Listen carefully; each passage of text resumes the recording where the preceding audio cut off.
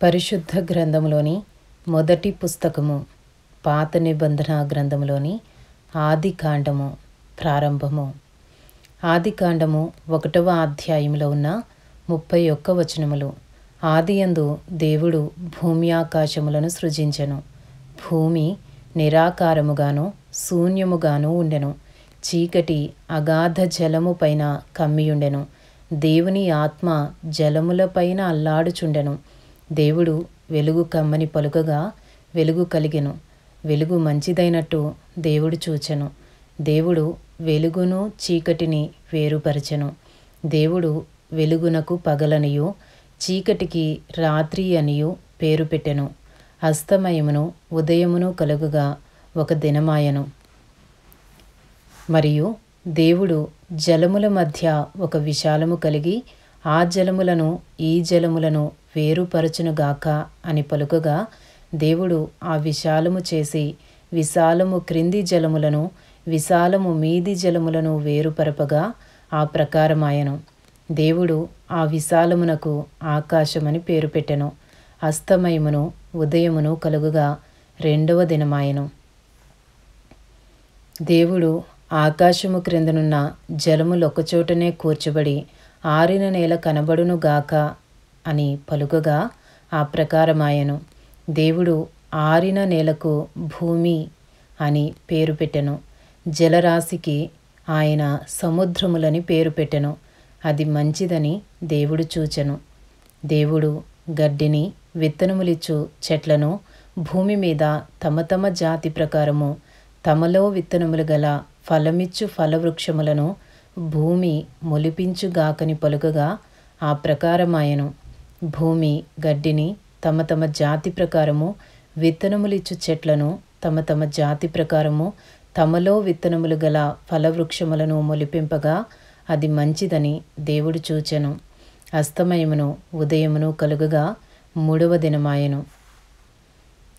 దేవుడు పగటిని రాత్రిని వేరుపరచినట్లు ఆకాశ విశాలమందు జ్యోతులు కలుగును గాకనియు అవి సూచనలను కాలములను దిన సంవత్సరములను సూచించుటకై ఉండును గాకనియు భూమి మీద వెలిగిచ్చుటకు అవి ఆకాశ విశాలమందు జ్యోతులై ఉండుగాకనియు పలికెను.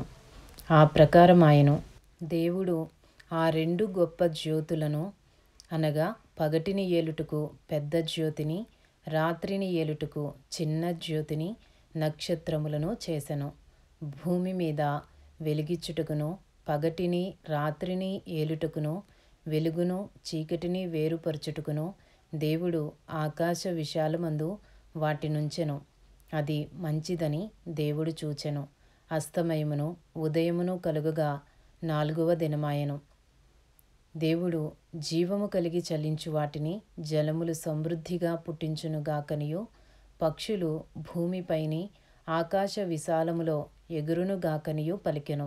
దేవుడు జలములలో వాటి వాటి జాతి ప్రకారము జలములు సమృద్ధిగా పుట్టించిన మహామత్స్యములను జీవము కలిగి చలించు వాటినన్నిటినీ దాని దాని జాతి ప్రకారము రెక్కలు గల ప్రతి పక్షిని సృజించెను.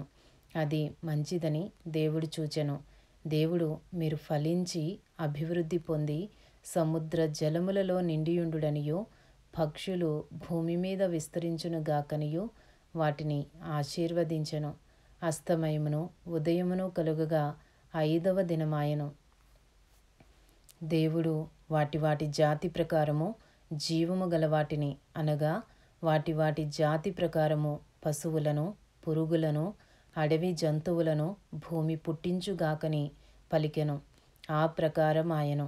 దేవుడు ఆయా జాతుల ప్రకారము అడవి జంతువులను ఆయా జాతుల ప్రకారము పశువులను ఆయా జాతుల ప్రకారము నేలను ప్రాకు ప్రతి పురుగును చేసెను. అది మంచిదని దేవుడు చూచెను. దేవుడు మన స్వరూపమందు మన పోలిక చొప్పున నరులను చేయుదము. వారు సముద్రపు చేపలను ఆకాశ పక్షులను పశువులను సమస్త భూమిని భూమి మీద ప్రాకు ప్రతి జంతువును ఏలుదురుగాకనియు పలికెను. దేవుడు తన స్వరూపమందు నరుని సృజించెను. దేవుని స్వరూపమందు వాని సృజించెను. స్త్రీనిగాను పురుషునిగాను వారిని సృజించెను. దేవుడు వారిని ఆశీర్వదించెను. ఎట్లనగా, మీరు ఫలించి అభివృద్ధి పొంది విస్తరించి భూమిని నిండించి దానిని లోపరుచుకొనుడి. సముద్రపు చేపలను, ఆకాశ పక్షులను, భూమి మీద ప్రాకు ప్రతి జీవిని ఏలుడని దేవుడు వారితో చెప్పెను. దేవుడు, ఇదిగో, భూమి మీదనున్న విత్తనములిచ్చు ప్రతి చెట్టును, విత్తనములిచ్చు వృక్ష ఫలము గల ప్రతి వృక్షమును మీకిచ్చియున్నాను. అవి మీకు ఆహారమగును. భూమి మీద నుండు జంతువులన్నిటికిని, ఆకాశ పక్షులన్నిటికిని, భూమి మీద ప్రాకు సమస్త జీవులకును పచ్చని చెట్లన్నయు ఆహారమగునని పలికెను. ఆ ప్రకారమాయెను. దేవుడు తాను చేసినది యావత్తును చూచినప్పుడు అది చాలా మంచిదిగా ఉండెను.